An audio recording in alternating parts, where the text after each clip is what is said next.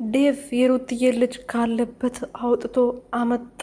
ሩትዬ ደስ አላት። ምክንያቱም ዴቭ ብቻ ነበረ እስካሁን ድረስ ሩትዬ ልጅ በመጥፋቱ ንግግር ያላደረገው። ምክንያቱም ጥፋቱ ስለሆነ ስራው ስለሆነ አንደበት ስለሌለው ቤቷ ድረስ ሄዶ እነሱ ነበሩ ሲያስፈራሯት የነበረው።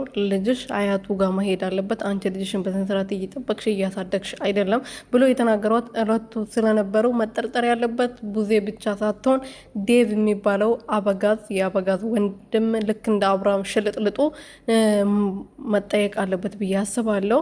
ሰላም ሰላም ቤተሰብ እንዴት አመሻችሁ? እኔ በጣም ደህና ነኝ፣ ፈጣሪ ይመስገን። ሰላማችሁ ብዝት ይበልልኝ እና ማለት ነው የምንላችሁ ፈልጌ ነው አብርሃም ዝም ብሏል። ዴቭም እንደዚህ ድራሹ ጠፍቷል።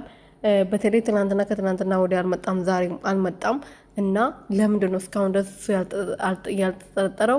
ሩቲ ለምንድን ነው ቡዜ ላይ ብቻ አይኗን የጣለችው? ምክንያቱም ለሁለት ነበር መጥቶ ልጅሽን አምጪ አያቱ ጋር ማደግ አለበት፣ አንገት ደፊ ሀገር አጥፊ የሚባል አባባል አለ እና አጠገቧ ቆሞ እንደ ጥሩ ሰው ሲያስጫውተው ነበር እና እሱ ይመስለኛል የሩትዬ ልጅ የወሰደው። ዛሬ እንግዲህ አዲስ ነገር እንጠብቃለን ሁላችንም፣ አይመስላችሁ?